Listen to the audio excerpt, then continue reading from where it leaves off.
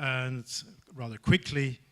And you will see that we, in a number of cases, in a number of aspects, we are in agreement, but I will also introduce some, let's say, alternative perspectives on this issue of wicked problems. I think it's instructive to see where the notion comes from. As we've seen from that first chart, it's in the late 1960s, and I think it's borne out by the quotations that you have shared with us from Churchman and from Rittel. It was in that period, in the late 1960s, that this issue of this notion of wicked problems came up. And we can wonder, you know, why at that particular point in time. You know, this is the late 1960s, and we're used to associating the 1960s with, you know, the swinging 60s, which was a period of unlimited opportunity and growth. Well, there were a lot of other things going on as well. It was actually a period of turmoil. If you look at, you know, major headlines in the newspapers at in those times, you know, we had the risk of nuclear annihilation. We had presidents being shot. We had a violent and a long drawn-out conflict, which actually shook a superpower to the core. We had social strife, in particularly also in American cities. We had student revolt here in Europe.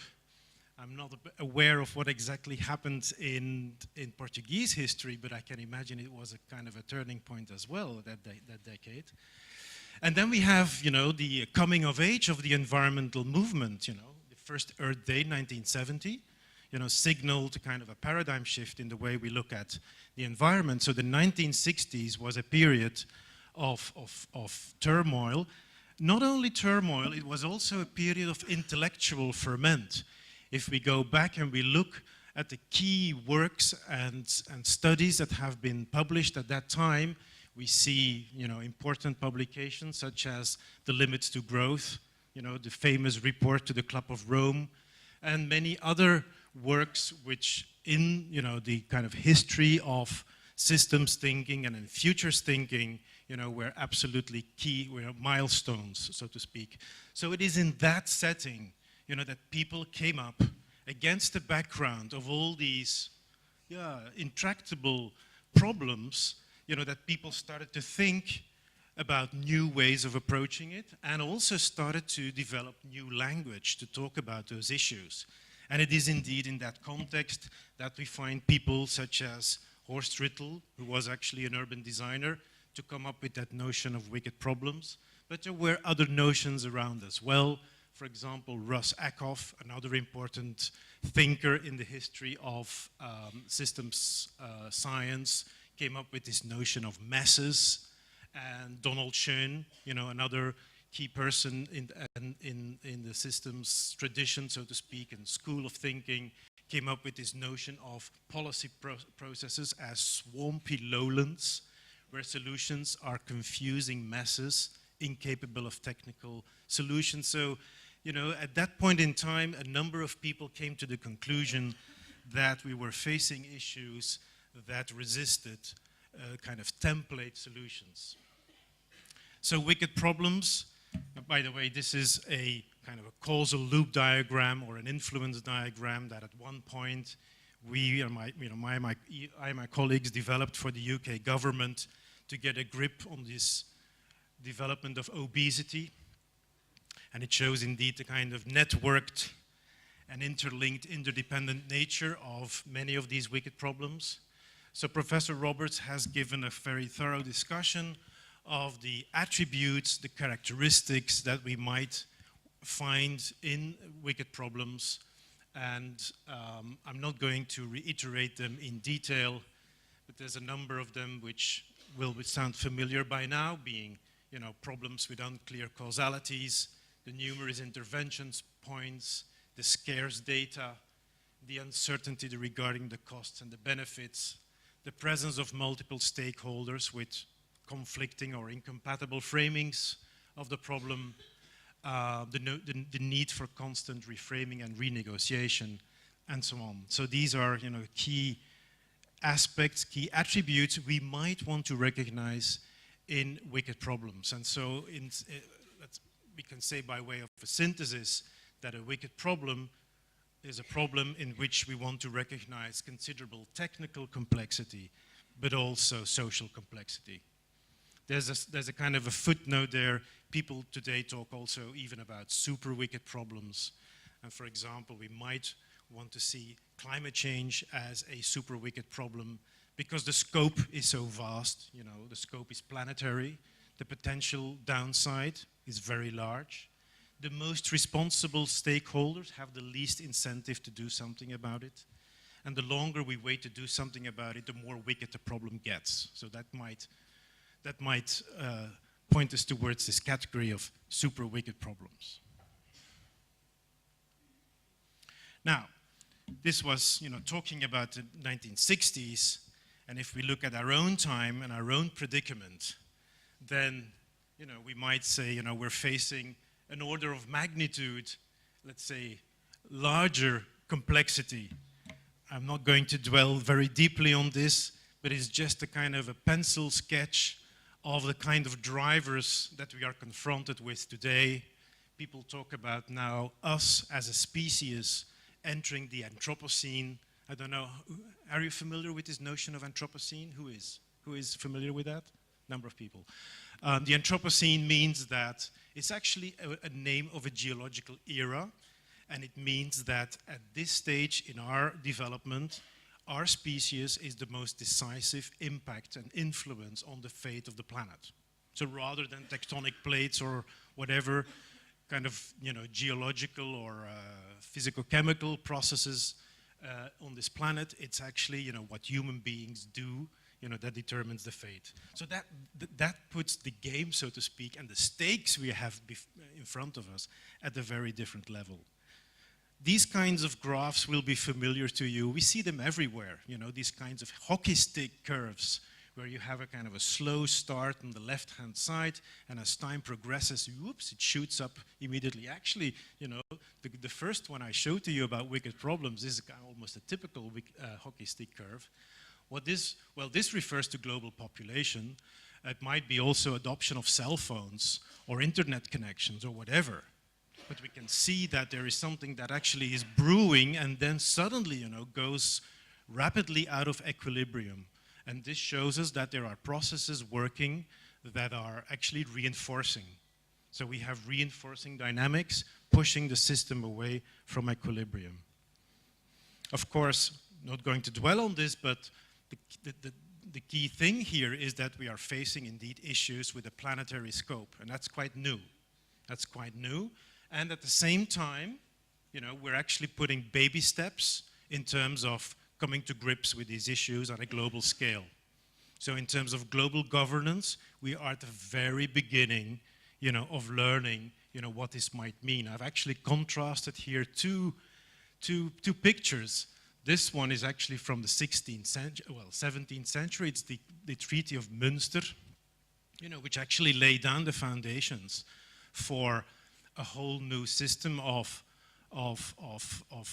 politics, which established the central importance of the nation state.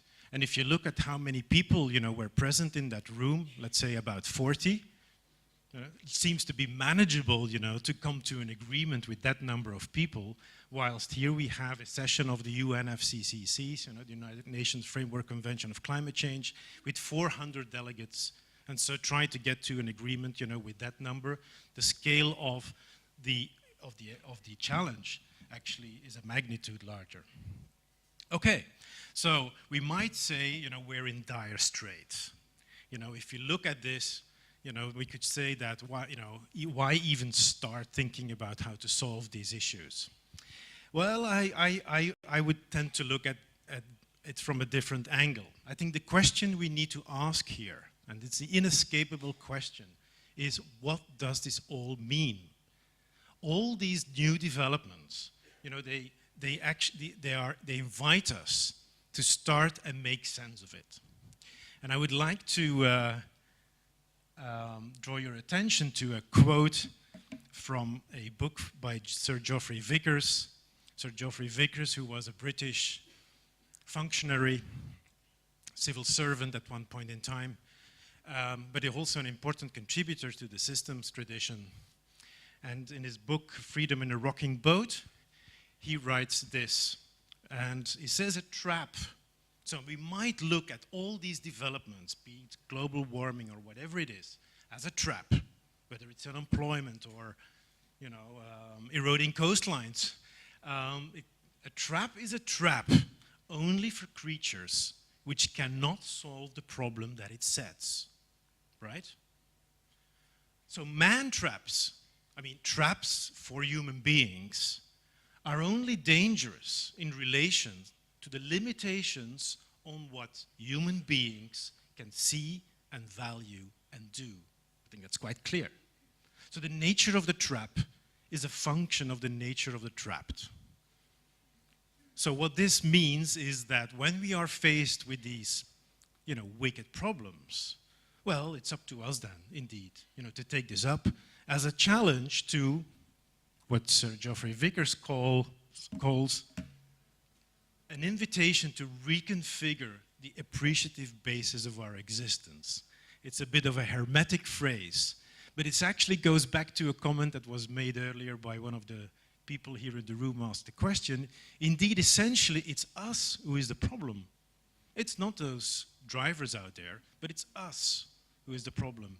And, if we want to see these developments as traps, as problems, well, then that means something. That puts us on a certain path to dealing with them. And so from my point of view, I want to celebrate wicked problems because they are, I think, a great opportunity.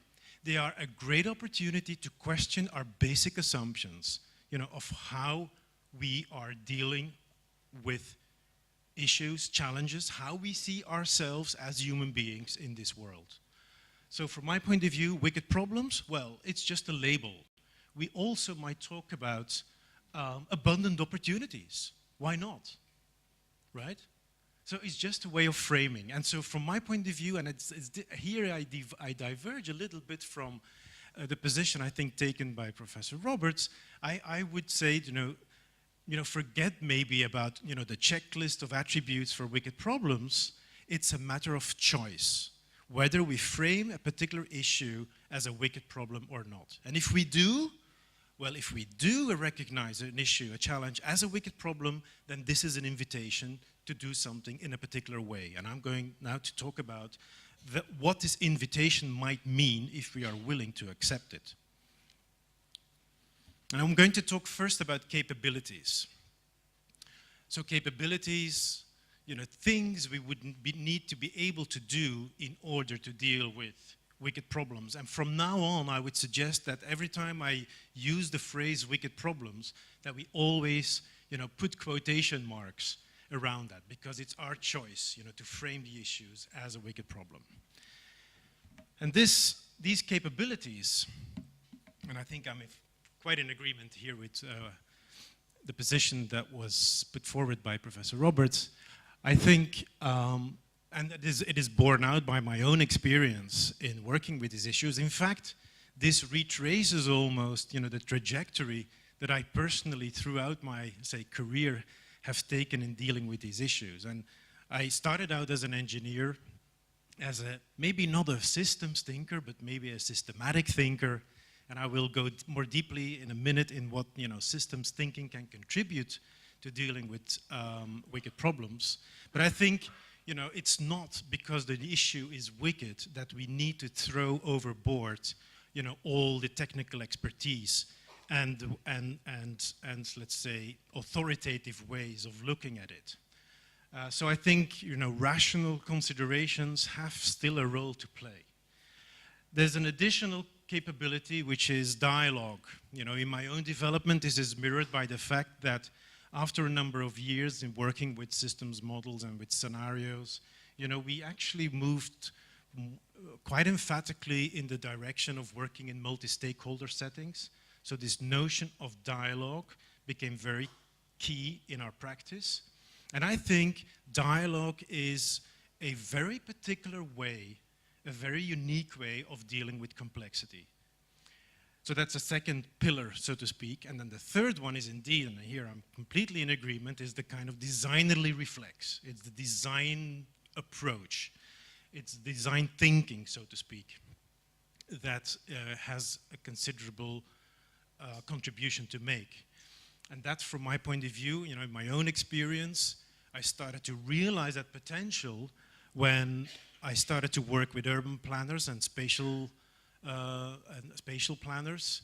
And I was so struck by, you know, the different way in which these people approach, you know, complex issues compared to, you know, my own intellectual temperament.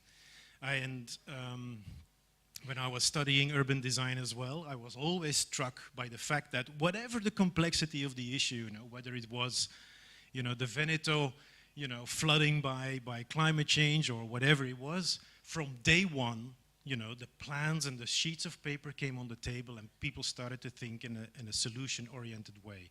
And that I found really refreshing. And so from my point of view, if we want to engage with this invitation to, you know, to work with these wicked problems, these are three capabilities we need to be able to put around the table and have collaborate. Let's go a little bit deeper in, you know, what each of these capabilities actually is about and what they cover. I mean, in terms of systems thinking, I mean, it's a very broad and rich tradition in itself, and I'm going to summarize it here in a number of kind of headlines. It's almost a caricature, of course. But I think what a systems thinker is able to do is actually to think big picture. You know, it's to think across established boundaries and silos. It's also to think in terms of relationships. That's borne out also by these typical visualizations of networks where you see, you know, boxes and links between the boxes. So thinking in terms of relationships is key. It's also thinking in terms of dynamics. It's thinking in terms of a system and how it behaves over time. That's thinking in terms of dynamics. But it's not only that. I think we have to be aware that in the systems tradition, there are two main schools, unfortunately. One school is the hard systems thinking. It's the kind of engineering thinking. But there's also a school which is called the soft systems thinking, and I'm going to tell more about that, which also draws into the equation not only the technical elements, you know, that are on the table, but also the way we think about the technical elements, so the way we frame them. And that is what is called in soft or in critical systems thinking is boundary judgments. So from my point of view, good systems thinking has attention as an alertness for boundary judgments, meaning the way we frame, you know, a particular issue at a given point in time. So that's from my point of view what systems thinking at the minimum can contribute to the table. Dialogue is a very complex human activity. It's a very old human activity as well.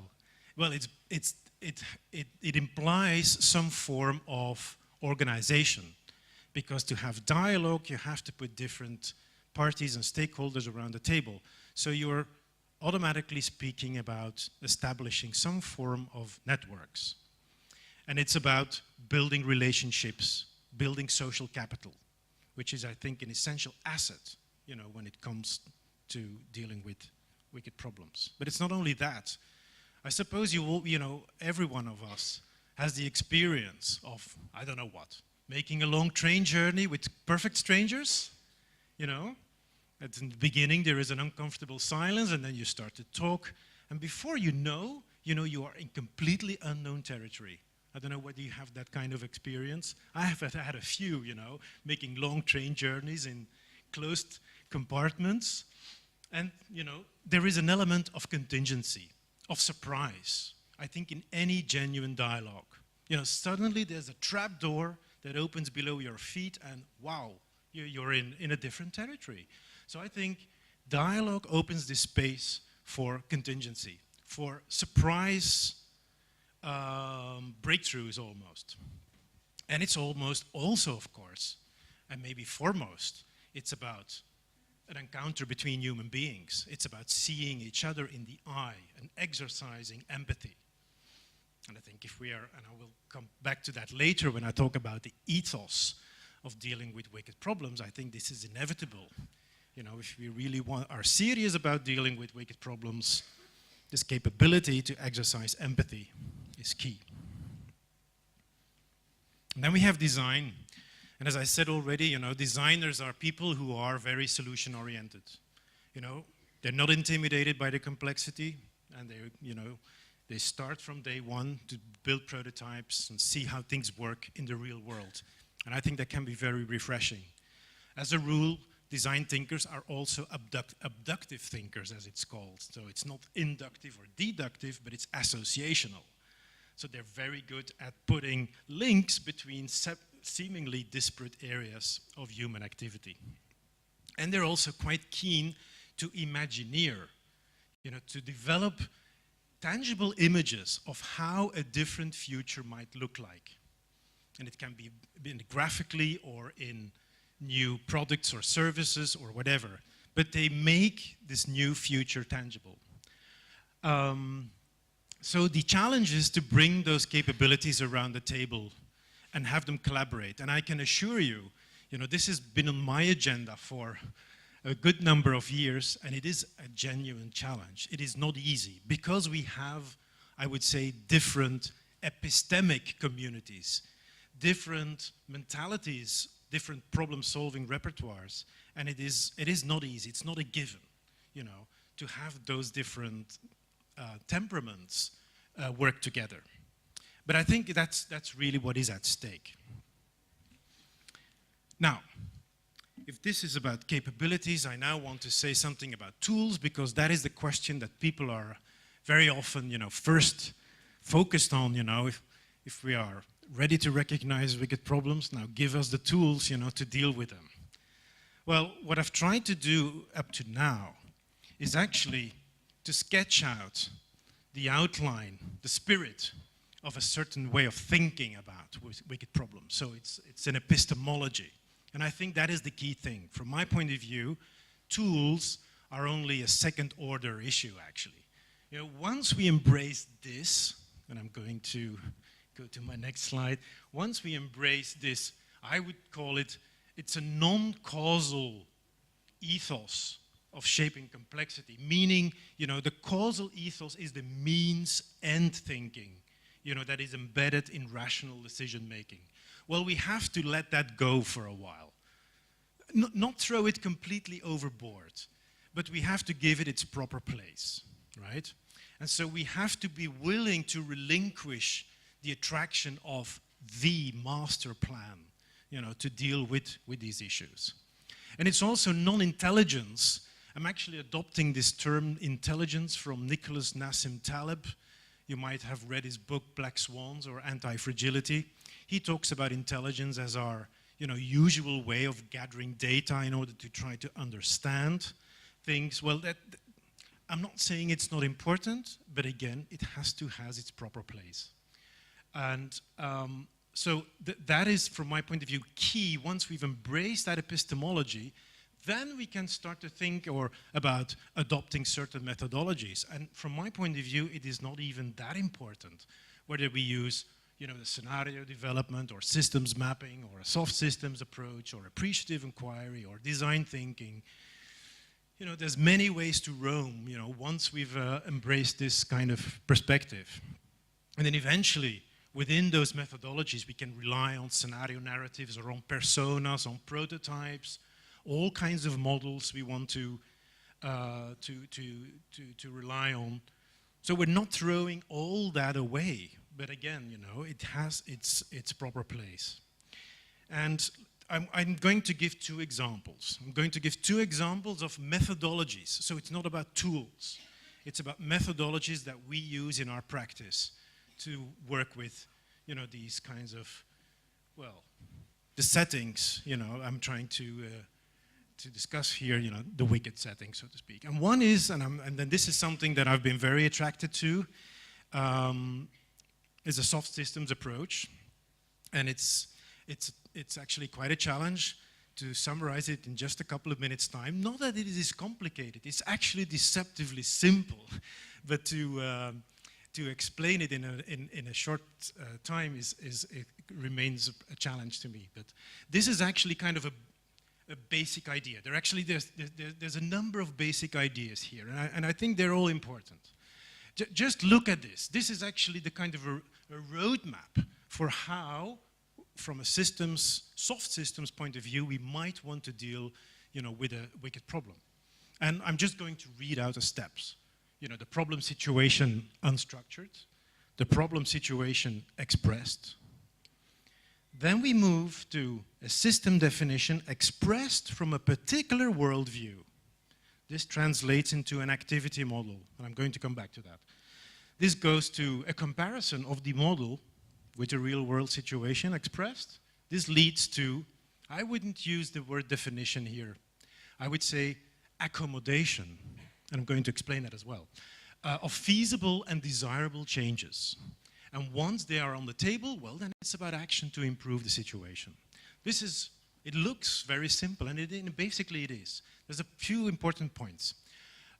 One is that, as you can see, we oscillate between two spheres of thinking, or work, or living. One is the real world, so to speak, and the other one is a systems world. In the systems world, we are quite free. We are free to put in place systems definitions from a particular worldview. Suppose that we are dealing with unemployment, and we can think about, what would be a system that is able to alleviate unemployment. And we can then think, so that is one idea. The other idea is that we are thinking in terms of activities.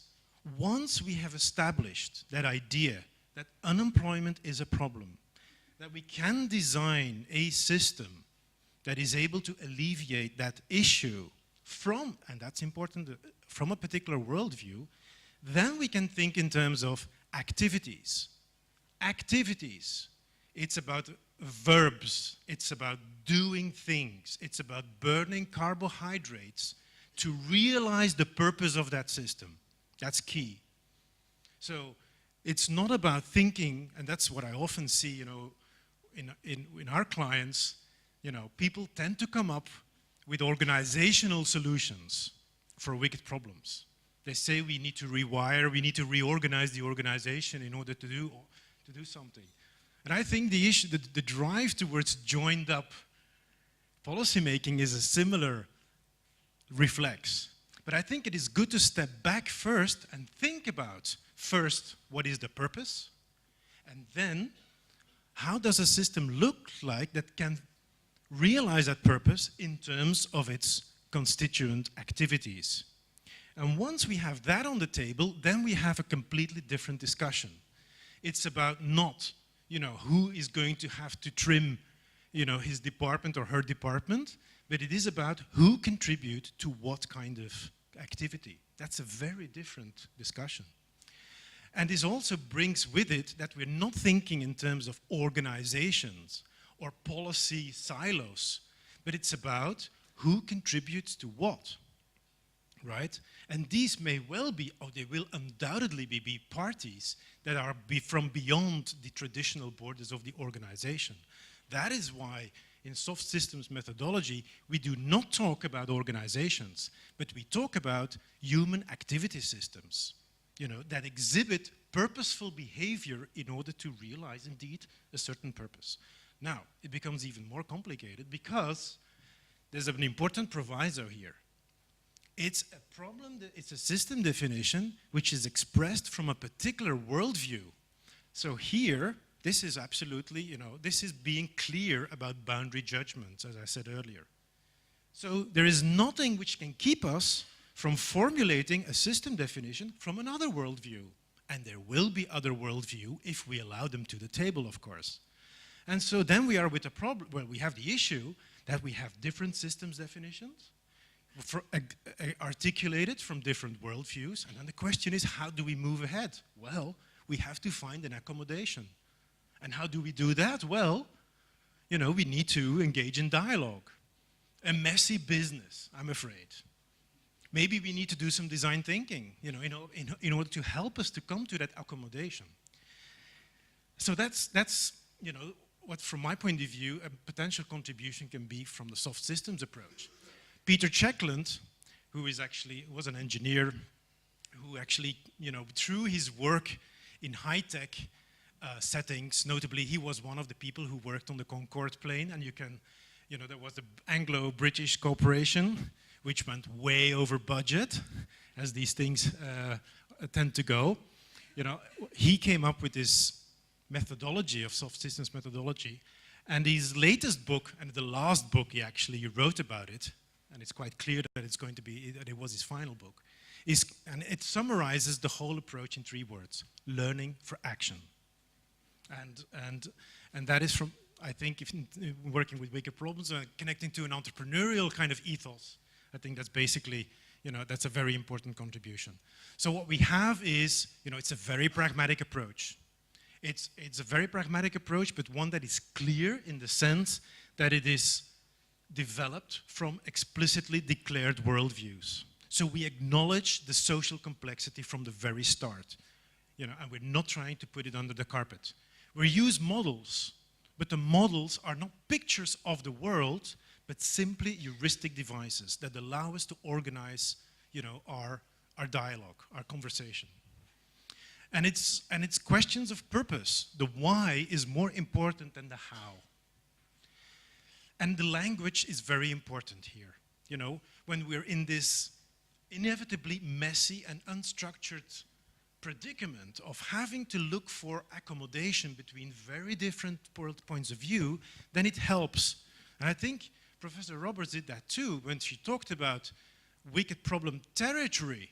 You know, it's creating degrees of freedom. It's creating space to move in framing and reframing an issue. In soft systems, we talk about problematic situations, not about problems. A problem is closed and suggests a solution. A problematic situation is much more open and fluid. We talk about not consensus. You know, we talk about accommodation. And accommodation is only a fleeting, a temporary agreement amongst ourselves that we're going to take the next step towards improvement, not optimization, you know, of the issue we have ahead. And we're not talking about organizations, but about human activity systems. I think, you know, being very precise in terms of the kind of language we use when we deal with those wicked problems is absolutely key. Okay, so that's, you know, we could go on for a long time about soft systems, but I'm just trying to give you a flavor of the kind of methodology that we might want to use. This is another one. A lot of the work I've been doing in Belgium and Holland over the last couple of years has been under the banner of transition management. I don't know whether that is something that has also been taken up in Portugal. Has it? Transition management? It has, okay.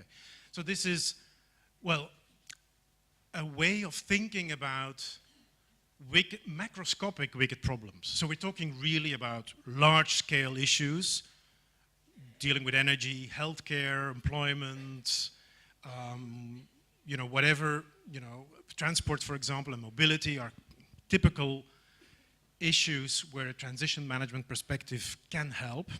What it does is, well, one of the key insights from transition management is that it says, well, if we think about, say, a mobility system, and we all recognize that today mobility, you know, is maybe not as sustainable as it ought to be, then, you know, there we have a kind of a framing of a wicked problem.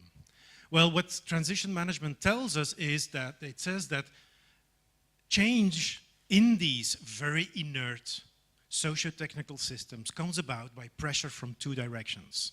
One is landscape pressures. We might say, for example, you know, we're looking at peak oil. Could be. It's a contentious issue, but let's say that, you know, the end of fossil fuels is some way in sight. Well, that's a landscape pressure on a system that really is, you know, completely rooted in a fossil fuel kind of infrastructure. And then there is all kinds of new practices. It can be bicycle motorway. Well, we do actually, we like the language, but we're in the Low Countries, in Belgium and Holland, we're now, and also in Denmark, for example, people are now constructing the alternative to motorways for bicycles. I would say that's a niche practice. You know, it's a novelty that is actually kind of exerting pressure on this automobile transport regime. That is one of the issues, that's one of the key insights. It's called the multi-level perspective on change in complex socio-technical systems. So what transition management does is actually it tries to create a setting for radical change in large-scale socio-technical systems. That's what it tries to do. And the label is somewhat unluckily chosen because it talks about management. And basically that's not what is happening. As I said, it's creating a space in which something can happen. That is what transition governance is maybe a better word, is about. And in terms of, so we have seen that multi-level perspective. Now, again, think in terms of activities. What is it that needs to happen, that we need to do in order to facilitate those radical changes? Well, then transition management proposes a number of key activities. And they are usually visualized in this kind of cycle. Problem structuring, establishment of a transition arena, so that's bringing together a number of stakeholders, and envisioning, so that's developing a vision of what a desirable future could look like. Developing tangible coalitions and transition agendas, mobilizing actors and executing projects and experiments, that's important, experiments, and evaluating and monitoring and learning. This is one way, you know, in practice, and that's borne out by our experience in the last, say, 10 years with transition management, it's not nearly as neat as we have it here on the screen. And from my point of view, you know, this is actually what is happening in a transition management setting. We're actually doing things on 3 levels, 3 different process levels. There is indeed the level of individual experiments. We need to go out and do things. So there, I'm not agreeing with Professor Roberts that trial and error is not a way forward. We have to. I'm going to come back to that. So it is about doing experiments, but not experiments in a vacuum. There's experiments within a framing of, well, a vision, a whole system's vision. If we think about the mobility system, we have to be able, how imperfectly, you know, it is, to kind of visualize how it might work differently. And that whole system's vision reflects the changes, you know, well, that is a precondition for the introduction of innovations at the operational level. So those experiments can only be meaningful if we have that kind of systems view. But the systems view does not come out of nowhere. We have to have, at the most kind of strategic level, discussions amongst many stakeholders about what kind of new language is that we might adopt in order to talk about those new challenges we are facing. And for example, I think wicked problems is part of that new language. So we have to think about organizing this kind of discussion, you know, because the new language is going to create a space for developing these new visions. And the visions are going to create a tangible arena for introducing the innovations. And the innovations are going to learn us new things. So we have to be prepared to have that discussion all the time. And so it's this kind of iteration between these different process levels that allows us, in a kind of a seeking version yeah, it's almost kind of selection and variation, almost as nature does it, you know, when it evolves. That's basically what happens, and that's basically what transition management tries to create a space for. And so a lot of work has been done in that sphere, and there is still a lot to be done. Okay, so I'm going now to a final part of my presentation because, as I said, in order to engage in these kinds of approaches, we will have to be able and to be willing to relinquish that attraction, the fatal attraction of the master plan. And I know that is so difficult for us because actually, you know, the tenor of our times is going in the other way. It's always about, you know, being more prescriptive, about being able to say what you're going to generate before you even start. Many of the researchers here in the room will recognize that when they write grants. It's about making things measurable. So the kind of dominant tendency is, from my point of view, is very much the other way. So this is a paradigm shift almost. And so I'm going to tell you two stories about people who realized important societal breakthroughs and they didn't have a plan. You recognize this? Chartres Cathedral in France, built in the late 13th, early 14th century. Do you realize that no plans have been transmitted of this building? There are no plans. We don't know who the architects are. We really don't. There's no name. There's not a single builder, you know, with a master plan in his or her head that was able to, to draw that out before people started building. Do you realize that people at that point in time in history did not have the structural mechanics, knowledge, and expertise in order to build this? They didn't. It's only centuries later that we will be able to calculate how this thing might, stand. And even at that point in time, there was not an agreement on a single measurement unit. Now we have the meter and we take it for granted. At that point in time, in France only, 170 different ways of measuring length. Can you imagine? So this was built in over a period of 50 years by 9 teams of masons, 9 different teams of masons. And so we might ask ourselves, how did they do that? How is it possible? Well, there are still people who think, there has to have been, somebody had to have a plan. But there are good accounts of how Chartres came to be built without having to make an assumption of a plan. I'm going to, do you recognize this? Anyone? Say again. CERN. Excellent, good. Large Hadron Collider. The most complicated and the most expensive scientific experiment ever undertaken. This is just one part of it. It's the Atlas detector. It's one of the detectors in the Large Hadron Collider. And it took decades to build. And eventually it was successful in identifying this Higgs boson, kind of one of the building blocks of the universe. Again, if you read the accounts, study the accounts of this, how this came to be built, no master plan, no blueprint. Do you realize that this collaboration involving 3,000 scientists, 137 different institutes in almost 40 countries, this whole collaboration found its nucleus in a memorandum of understanding of 7 pages. 7 pages.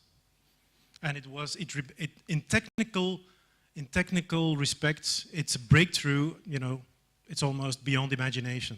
Do you realize that in order to, make this work, to detect the particles, when the protons hit one another, there's a burst of elementary particles, they have to be detected. So 40 million snapshots, digital photographs, are taken per second, and each of the images is 100 megapixels, in terms of size. Can you imagine? So again, if you read this, well, this is how people describe how Atlas researchers, what they faced. Putting together a non-linear, multi-dimensional puzzle of interdependent pieces brought together on the basis of fluid and changeable concepts rather than stable and delineated patterns. Wicked problem? Well, I don't know. If you would ask the scientists and the builders, I think they would not say wicked problem, but huge opportunity. Yeah? And they did it. They did it. So what is the, well, this is really sketchy. We could develop this much further, but there's a number of things that we can recognize in both cases. Well, they knew more or less, where they were heading. Well, they knew they were going to build a cathedral, but exactly how it was going to look like, how they would realize those technical breakthroughs that really characterized Chartres, because it was a unique building. It was the largest building in Christendom at that point in time. Well, they didn't know. There was no master plan, but there was trial and error, but not dumb, not, arbitrary. But it was a process of very smartly keeping options open. And at each step of the way, thinking about, if we do this experiment, what are we willing to lose? This is what in entrepreneurial theory is called the principle of affordable loss. They didn't think about, the spire of the cathedral, but they thought about the next step. And if we put this building block on that, what is it that we are willing to use? And the same was happening with the engineers and the scientists working on the Large Hadron Collider. And of course, first-class multidisciplinary technical expertise, the best of the best, were working on these projects. Well, we also recognize 9 teams of builders, so many different scientists in different institutions, decentralization of work streams, and also of accountability, And then intense information flow, boundary objects, learning. It's the first time we use the word today, I think, learning. I think, oh no, I did learning for action. I said, okay. But it's important, it's really, summarizes everything almost. Boundary objects, what does that mean? Well, we talked about different epistemic communities, different ways of solving problems. We need to have things, whether it's models or prototypes or whatever it is, that we can put on the table and start to talk about. That's the boundary object. It fulfills an interface between different ways of thinking about issues, problems, and opportunities. Okay, so just to give you a flavor of, challenges that have been taken up in this kind of spirit without a plan and that led to breakthroughs, I think we can do that. And I think Wicked Problems is really a great invitation to go there. Final comment on ethos, because we talked about epistemologies, we talked a little bit about methodologies, but indeed, human beings are the problem. And we need to be aware of what is required of us at that level, of the way we are, And therefore, I would like to connect those 3 capabilities, which I think are necessary in order to come to grips with what we accept as wicked problems, the systems thinking, the dialogue, and the design. I think we can connect them to 3 values, because that's what it is. 3 values: depth, intimacy, and idealism. And I'm stealing this from Peter Block. Peter Block, who wrote a book with a fantastic title, The Answer to How is Yes. The answer to how is yes. And in order to be able to do that, to give that yes, we need depth. And I think if we can honor the capacity to systems thinking, that means that we honor a capacity for reflexivity, meaning we are willing to examine our own deepest assumptions. You remember the boundary judgments. In dialogue, it's about intimacy, empathy, as I said earlier. So we need to have that capacity for careful observation, eye to eye, and the courage to surrender to that empathy. I think that is necessary. And idealism. That's what the designers do. They go for it. It's the courage to freedom, the willingness to pursue our goals beyond practicality. And that means we have to relinquish cost-benefit calculations as the inevitable kind of no-go. So beyond practicality. That's also what I think when there would have been an original design brief for something like a Large Hadron Collider, and people would have looked at it and said, it's not possible, we can't do that. Well, they did. That's what I would like to have shared with you today.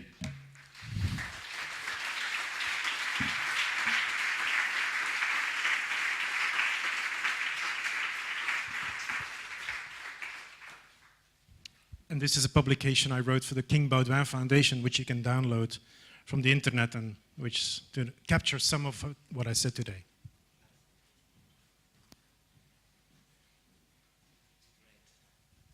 Thank you. Thank you very much, Philip. Very interesting, challenging, and motivating as well. Congratulations. I will turn now to Portuguese, but you have there the direct translation. Antes de passarmos ao tempo para perguntas e respostas, que temos ainda agora alguns minutos para podermos tirar partido desta disponibilidade, desta presença do Phillipe entre nós, eu gostava apenas de acentuar 2 ou 3 aspectos que me parecem que me pareceram aqui muito interessantes. A questão das palavras e da linguagem, que o Phillipe sugere que é vital. Já sabemos isso há muito, na filosofia e nas ciências sociais. Podemos saber isso na nossa própria experiência, quando o mundo mudou tanto com as novas palavras que nós usamos por causa da internet e dos telemóveis e tudo isso. A nossa linguagem é a realidade. E usarmos uma linguagem diferente, palavras diferentes, focarmos nas relações, na colaboração, nas oportunidades, no movimento, na transitoriedade, de facto criamos um novo mundo e possibilidade de melhorarmos o nosso dia-a-dia, as nossas vidas, e de olharmos para problemas de forma diferente. Porque também esses problemas surgiram num contexto de uma linguagem e de uma cultura diferente, que tem 400 anos, mas era uma cultura de dividir para conhecer, de especialização, cartesiana com 400 anos, que nos trouxe onde trouxe, e é uma aventura espantosa, mas a complexidade hoje em dia do mundo pode ter respostas, porventura, mais simples e melhores, a partir de paradigmas alternativos. E foi um exemplo que a mim me pareceu muito brilhante, o que o Phillipe aqui trouxe, com N sugestões, já muito ao nível prático. A questão, por isso, do pensar sistemicamente, e ao não focar em mim, nem na minha organização, nem no meu departamento, mas nas relações que tenho. Do que é que podemos fazer conjuntamente? Depois assentar numa nova linguagem, em novas palavras, e desenhar, melhorar e tentar. Mas vamos abrir então um tempo para perguntas e respostas, para o diálogo, talvez juntando 2 ou 3 perguntas de cada vez. Temos ali já uma primeira questão e depois passarei para si. Portanto, as perguntas podem ser feitas em português ou em inglês. Em português está a tradução simultânea, só que se identificasse. First of all, Dr. Phillipe, thank you for a very interesting talk. My name is André Monteiro. As you have your background in bioengineering, I also have a background in biomedical engineering, and I would like to ask you how you came to shift from your engineering background, and that would be implemented in design thinking to have paradigm shifts and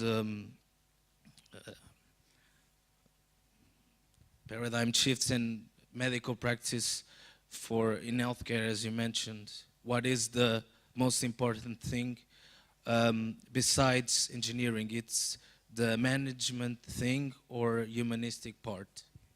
Okay, let us just take 1 or 2 more questions, please. Alfredo Sá Almeida. Professor Vandenbroeck, you mentioned in your presentation that men have entered on the Anthropocene era and the new man era. But there are some thinkers that mention that men are leaving the Anthropocene era and entering the Sophocene era, the wise man era. And I would like to congratulate you for your presentation, because I think you are on the Sophocene era. I would like your comment on that.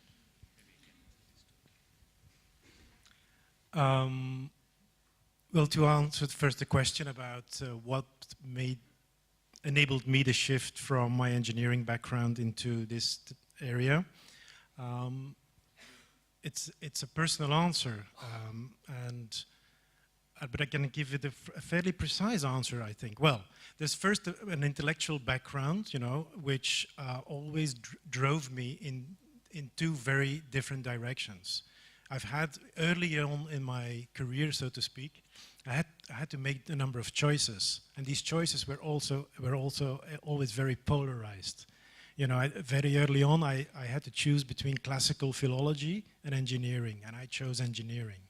And then when I left university, I wanted to go actually, and it was a hair's breadth, of me moving into the classical music scene, because I'm still very passionate about music. And so it went another way. But I think what I most benefited from in my engineering curriculum was, and it's going to be a horror word for many of you who studied science, is statistics. statistics. Why is that? Well, in agricultural engineering was actually kind of the cradle of experimental design. So it's a kind of a sub-discipline in statistics, which forces you to think in a very clear and a structured manner of how you're going to allocate resources with the aim to solve a particular question, right? That is one thing. The other thing is the multivariate analysis, meaning that if you take, say, for example, a spectroscopic measurement of a particular chemical compound, you have, for that one compound, maybe 1,000 variables that characterize it. And then if you look at across a lot of compounds, well, then the challenge is to look at thousands of compounds over thousands of variables that characterize those. How are you going to do that? So there is a lot of knowledge, multivariate statistics, and today it's hot, because people are into big data and in data mining. And so I was actually doing those, and there's nothing new under the sun, I think. I was engaging in that kind of research from, well, let's say 20 or 25 years ago.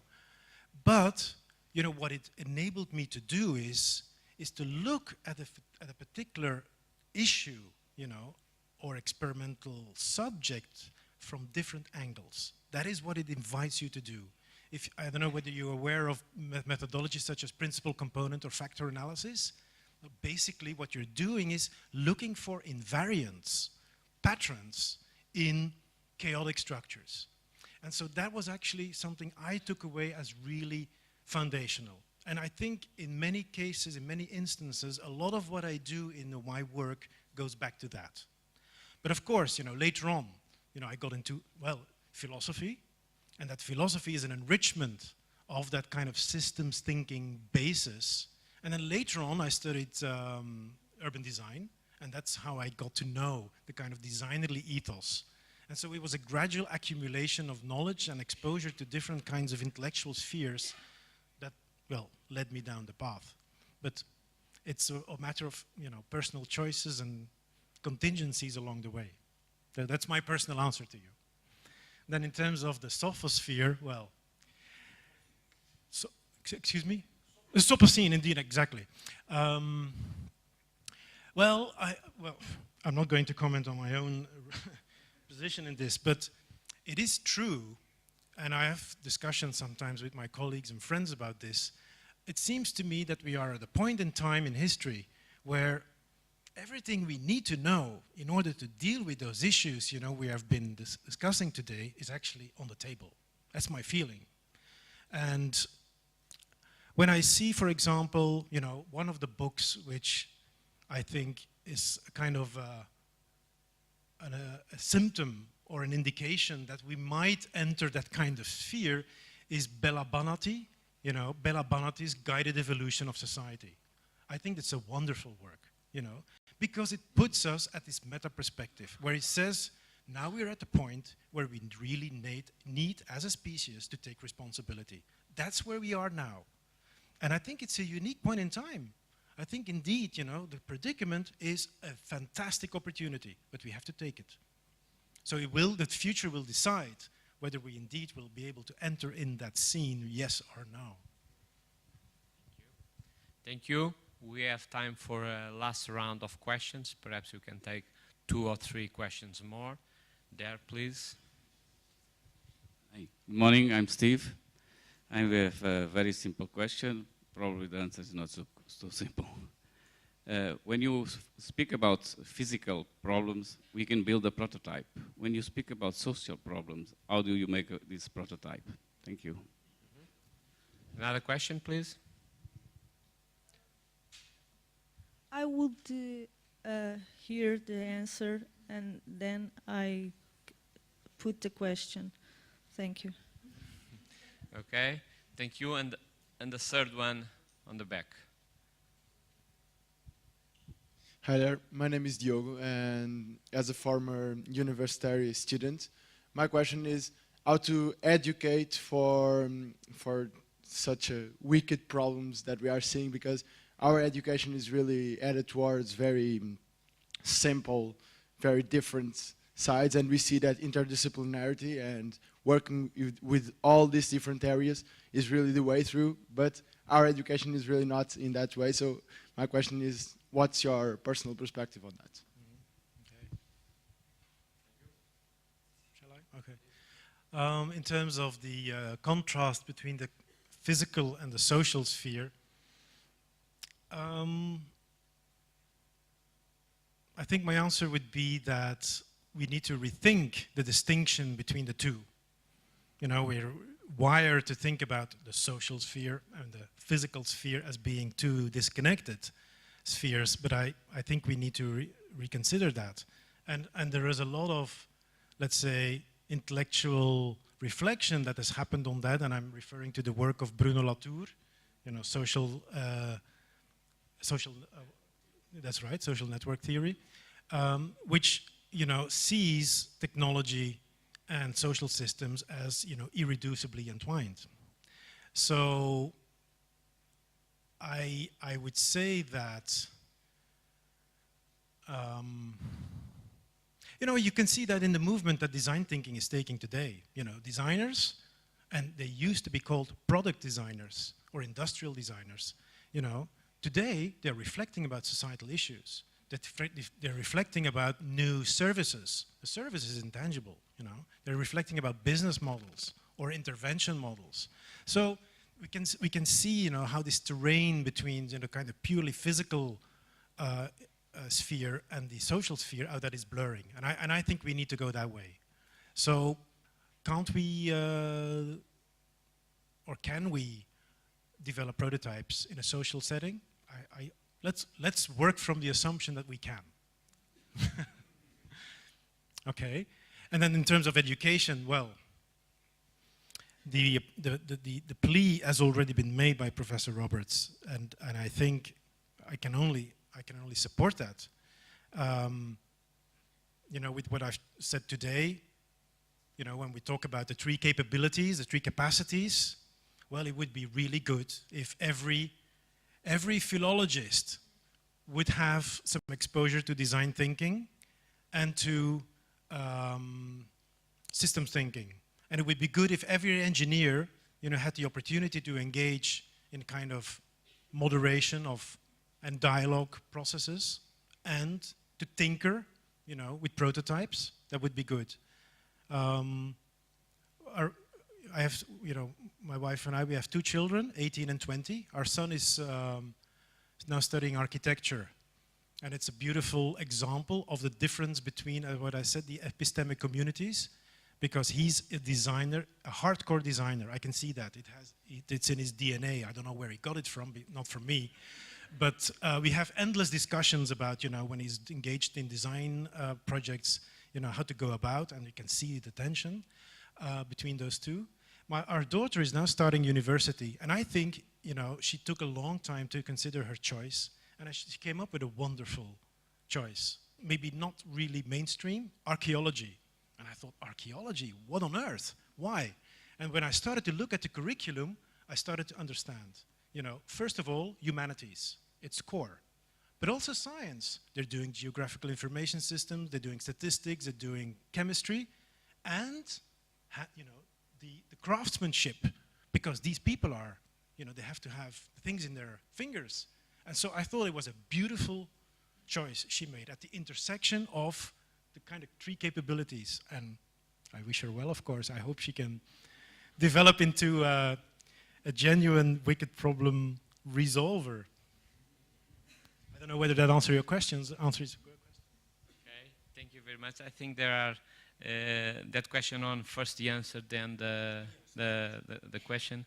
Actually, that reminds me the question and the commentary in your talk about a paper of mine I wrote long ago that actually has the title, The Answer is Global. What is the question? And so are we going to hear that question from the lady? She was going... Okay? Okay, thank you very much. We have time for one more last question if there is people want to go to lunch. Okay, so thank you very much again. Damos então por encerrados os trabalhos. Voltaremos às 2h30. Muito obrigado.